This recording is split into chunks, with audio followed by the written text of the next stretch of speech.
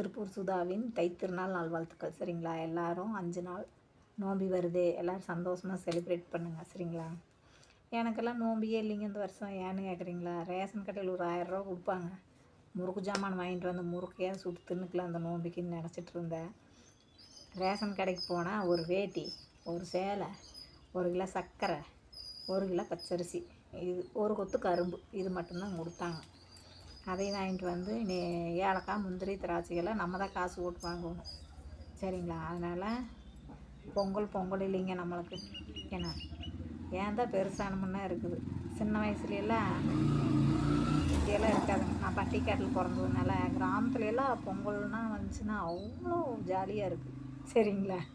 அவ்வளோ சந்தோஷமாக இருக்குது. பொங்கல் வந்துச்சுன்னா பூ துணி போடவும், இந்த மார்கழி மாதம் 30ம் கோயிலுக்கு தண்ணி ஊற்றுறது, கோலம் போடுறது, சாணி புல்லார் வச்சு எடுத்து வைக்கிறது, அந்த மாதிரி நிறையா மார்கழி மாதத்துலேருந்தே ஸ்டார்ட் ஆயிடும். பொங்கல் வந்துச்சுன்னா பூ பறிக்கிற நோம்பிக்கு அந்த 30 நாள் 30 புல்லார் வச்சோம் இல்லைங்களா, அதையே கூடையில் பத்திரமா எடுத்து சேர்த்து வைக்கும்.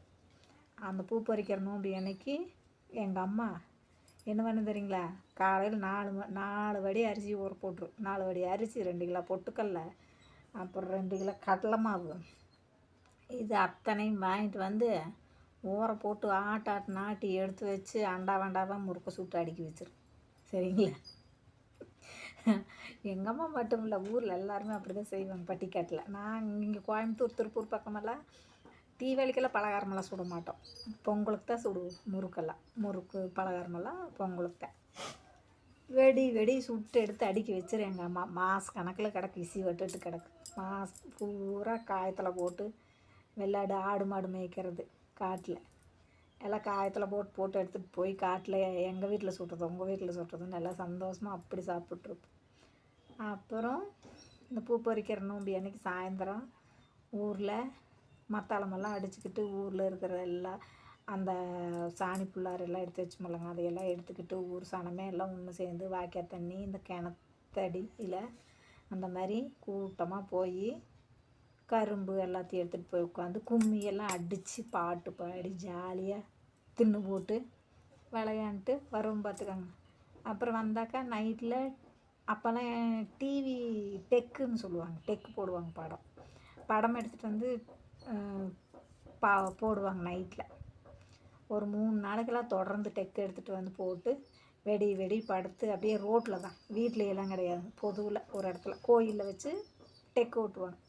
அங்கே பாயெல்லாம் எடுத்துகிட்டு வந்து போட்டு அப்படியே சிவனேன்னு படுத்துட்டு வெடி திங்க வேண்டியது, டிவி பார்க்க வேண்டியது, இதே வேலை எங்களுக்கு. அத்தனை ஜாலியாக இருக்குங்க. அதெல்லாம் இப்போ நினச்சாக்கா ஒரு மெமரியாக மனசுக்குள்ளே பதிஞ்சிருக்குது. அதெல்லாம் நினைவாக மட்டும்தான் இருக்குதுங்க. இப்போல்லாம் அந்த மாதிரி இல்லை. இப்போல்லாம் பார்த்திங்கன்னா எல்லாமே செல்லுலேயே அடங்கி போச்சு.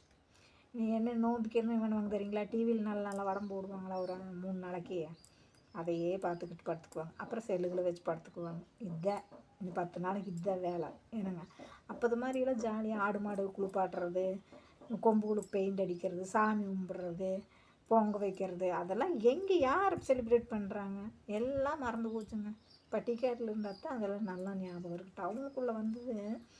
டவுனுக்குள்ளே இருந்துட்டு நம்மளுக்கு அப்பா அம்மா வீட்டுக்கு போகிற ஆசையும் இல்லை. ஏன்னா அப்பா அம்மாவும் இல்லை, எல்லாம் இறந்துட்டாங்க.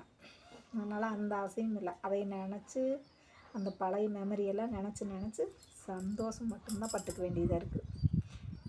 என்னைய மாதிரி நீ எத்தனை பேர் வருத்தப்படுறீங்களோ, வருத்தப்படாதீங்க.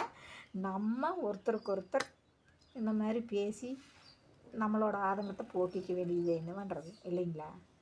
சரிங்களா.